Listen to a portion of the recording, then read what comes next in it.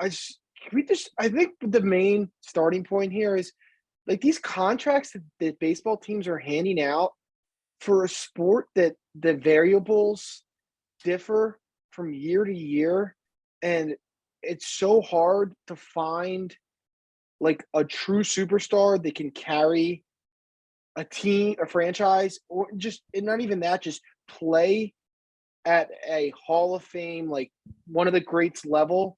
Not every franchise has a player like that. Like most sports, you can go to, and it could be even if you suck, you at least have that one player that is like either on the verge of being like a perennial all star and considered in like the top 20 players, like in basketball or stuff like that, Yeah. or football. It's like you at least have like a quarterback or Yeah, a like you have a stud Patrick running Mahomes back. or a Josh Allen that can take over. Yeah, like somebody like that. Like for it, there's always somebody in these sports. Even in hockey, if you suck, like the Avalanche sucked for years, but while they were building back that team back into what it eventually became, they had Landeskog and McKinnon all that time, and like it's like yeah, they suck, but it's fun to go watch them. Yeah. And that's something else we'll bring up with the Flyers.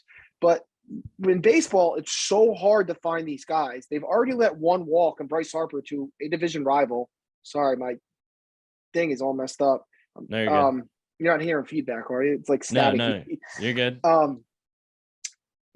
And now they're like, I think it's a panic move, maybe. And it's just like, well, we already lost Bryce Harper. And even though he hasn't been what everyone thought he is, although the last 2 years is, hopefully more of the norm. It's that the 15 years is just ridiculous. I get that he's only 22, maybe, Yeah, it's still super young. but it's there's so many things that can go wrong in baseball. I mean, look at Ken Griffey. He was on his way to being probably the best player to ever play the game, and then he lost essentially 6 years in Cincinnati, and to the point that when he came back, it was like Sports Illustrated had to do a cover on him, and it was like, "Welcome back, kid." Like I still remember it because it was he was such a disappointment because he couldn't stay healthy for the first 4 years of that contract. I'm forgetting when he signed it. I think it was like 2000 maybe, and that was 2004 is when he finally had his first good year with the Reds. So I guess what I'm trying to say, long story short, as I get long-winded as always, is that I both ends. I don't know. I guess what they're thinking.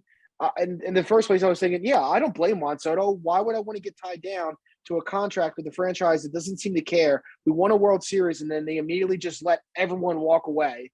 We haven't made the playoffs since we won that World Series, and we don't seem to be getting any better. I don't even know. I don't think they have a great minor league system. It's not as bad as certain teams, but it's definitely not as good as like the Rays. And yeah, they can spend money, but they always like we were saying, they have a bunch of money tied up in Strasburg. They don't really have any other pitching per se.